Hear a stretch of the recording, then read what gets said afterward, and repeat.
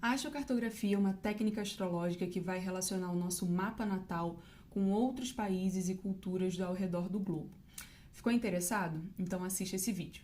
Oi, meu nome é Áurea Tatiane, eu sou estudante de astrologia, atuo como astróloga há 2 anos e sou uma astrocartógrafa oficialmente certificada pela Continuum, a instituição regulamentadora oficial da técnica da astrocartografia. Nesse vídeo aqui eu vou estar dando uma introdução à astrocartografia, afinal, do que se trata, como é que funciona, qual é a relação dela com o nosso mapa natal.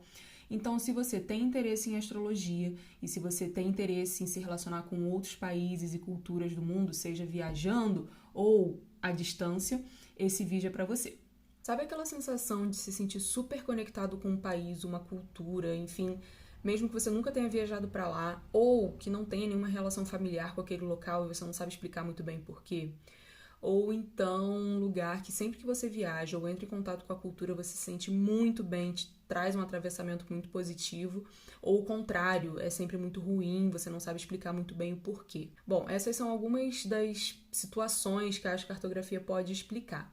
Ela é uma técnica astrológica que vai pegar o nosso mapa natal, juntar as informações dele com o mapa mundi, e aí vai resultar num mapa mundi cheio de linhas coloridas que são super individuais e que vão indicar pra gente locais do mundo onde a gente tenha mais fluência para traçar relações profissionais, ou para traçar relações estudantis, para traçar relações afetivas e por aí vai. E você pode pensar, beleza, legal, mas não tenho grana para ficar viajando, então não serve para mim. É aí que entra a parte mais legal da astrocartografia, na minha opinião, que é o que a gente chama de ativação simbólica, ou seja, o que vem daquele país até a gente também vai encarnar, também vai ativar o que as linhas do mapa mundi apontam no nosso mapa astrocartográfico. Então, entrar em contato com a língua do local, com nativos, com a cultura, com a filosofia, com religião, são maneiras da gente ativar as linhas que a gente tem passando por aqueles países. Então, sem a gente ir lá, o país vem até a gente e o que ele ativa ali pra gente também. Bom, e como é que funciona? Tudo sempre vai partir do mapa natal, né? O mapa natal ele mostra como estava a configuração do céu no momento do nosso nascimento, ele traz todo esse elemento de individualidade, né, da nossa individualidade astrológica. Então, você pode entender que todos nós, qualquer mapa astrológico, vai ter sempre os mesmos planetas, mas cada planeta vai estar posicionado de uma maneira única e distinta em cada mapa, né? E é isso, são essas configurações planetárias que vão indicar se um planeta vai estar bem ou mal posicionado e, consequentemente, se o que ele simboliza vai ser mais fluido ou mais tenso, mais difícil, por aí vai. Então, tem planetas que estão domiciliados, que estão em exaltação, ou o contrário, que estão em queda ou em exílio, que estão em júbilo ou detrimento, que estão em recepção mútua ou fazendo quadraturas e oposições. E o mapa natal, para ser calculado, ele leva em consideração 2 informações. Uma informação específica de tempo, que é a data do nosso nascimento com o horário com minutos, e uma informação específica de espaço, que é a cidade do nosso nascimento. É o cruzamento dessas 2 informações que vai dar o desenho do nosso mapa natal. Mas, se uma dessas 2 informações mudar, o desenho, né, do mapa astrológico também vai mudar. Então, vou usar como exemplo o Sol, tá? Se você nasceu a 1h da tarde no Rio de Janeiro, você nasceu no momento em que, naquele local, o Sol estava ali a pino, né, no momento mais forte do dia, enfim. Porém, se a gente mantém esse momento no tempo em que você nasceu, ok? Mas a gente varia o local. Então, naquele exato momento do tempo em que você nasceu, porém do outro lado do globo, no Japão, por exemplo, era a posição oposta. O Sol não estava no céu, era meia-noite, era o ápice da noite escura.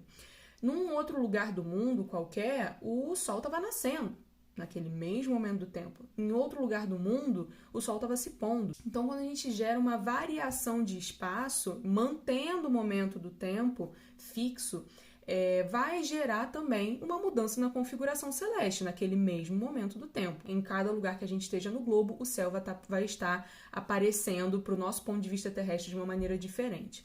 E eu usei o Sol como exemplo, mas isso acontece com todos os planetas do nosso mapa natal. E é exatamente isso que o mapa astrocartográfico vai estar mostrando. É o momento específico do nosso nascimento, porém com uma variação espacial, que é o mapa mundi. Por isso a visualização dele é assim, né? Esse mapa mundi cheio de linhas coloridas que são super confusas para quem é leigo e que, na verdade, né, o que essas linhas coloridas mostram pra gente, partes do globo em que, naquele momento em que a gente nasceu, os planetas estavam ocupando posições de ápice, de muita força. É como se fosse uma fração de informação de como seria o nosso mapa natal caso a gente tivesse nascido nesses locais. A gente não nasceu, mas é como se esses locais guardassem essa promessa pra gente. E dentro de todas essas linhas coloridas, na verdade, o que a gente tem são 4 linhas para cada planeta. Por que 4? Porque a astrocartografia ela vai focar numa parte da teoria astrológica que se chama angularidade ou pontos angulares, que são 4. Os pontos angulares, eles são áreas do mapa astrológico de muita força, de muita proeminência. Então, qualquer planeta que num cálculo astrológico apareça em uma dessas 4 áreas, ele tem ali todo o palco, toda a capacidade de manifestação. Esses são os pontos ascendente, fundo do céu, descendente e meio do céu. E aí o planeta estar aí vai ser bom ou vai ser ruim? Depende, né? Vai depender de como tá esse planeta no mapa natal. Se ele for um planeta que estiver numa posição muito complicada, muito tensionada, não vai ser legal.